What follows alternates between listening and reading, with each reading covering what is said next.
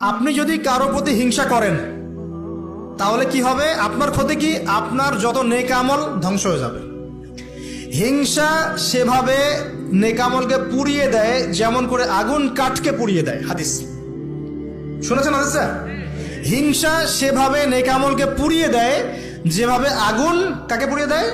কাঠকে। আগুন কাঠে আগুন ধরিয়ে দেন, কাঠ বাকি থাকে, কয়লা ছাই হয়ে যাবে। ঠিক একইভাবে আমল নামের নেকি সব ছাই হয়ে যাবে। আর যদি আপনাকে কেউ হিংসা করে, ঈর্ষা করে, মানে ঈর্ষা না, হিংসা করে এবং আপনার দিকে বদনজর দেয়, হ্যাঁ, আপনার ক্ষতি চায়, আপনার সাথে কুফুরি করে ইত্যাদি, তাবিজ কবজ করে, তখন আপনারও ক্ষতি হতে পারে। চোখ লাগলে, বদনজর হলে, তাবিজ কবজ, আপনার ক্ষতি হতে পারে। আর এই ক্ষতি থেকে আপনি বাঁচবেন কিভাবে? এটা তো আপনার হাতে নাই, তাই না? কেউ যদি আপনাকে ঈর্ষা হিংসা করে, এটা তো আপনার হাতে নাই, আছে? নাই। একটা উপায় হচ্ছে মানুষের থেকে নিজেকে যত পারেন আড়াল করার চেষ্টা করেন। এই যে বারবার বলি না, এত শোডাউনের দরকার নাই, ফেসবুকের দরকার নাই, অনলাইনের এই যে ছবি টবির দরকার নেই, এমনি এমনি বলি না।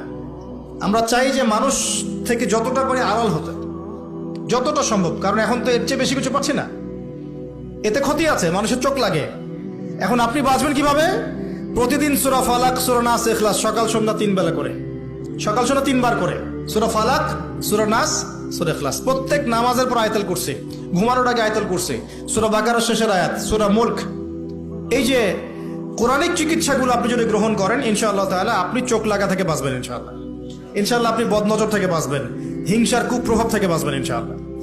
এগুলো কিন্তু হেলা কথা বলছি না, এটা এত মারাত্মক। নবী সাল্লাল্লাহু আলাইহি ওয়াসাল্লাম বলেছেন যে চোখ লাগা বদনজরগুলো এত মারাত্মক যে একটা জীবন্ত উটকে রান্নার পাত্রে নিয়ে আসতে পারে।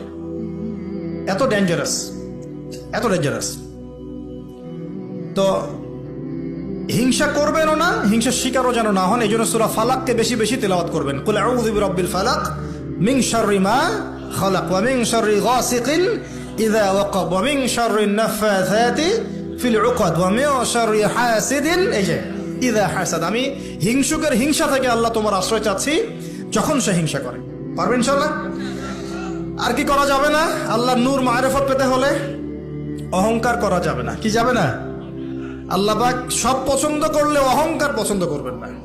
আল্লাহ পাক অহংকার পছন্দ করবেন। আল্লাহ পাক অনেক পাপ মাফ করে দিতে পারেন। অহংকার আল্লাহ পাক খুব কঠিন ভাবে ধরেন। আল্লাহ পাক খুব কঠিন ভাবে অহংকারীকে আল্লাহ পাক কখনোই পৃথিবীতে টিকতে দেন নাই। অহংকার আল্লাহ পাকের চাদর, এটা ধরে কেউ টান দিতে পারে না।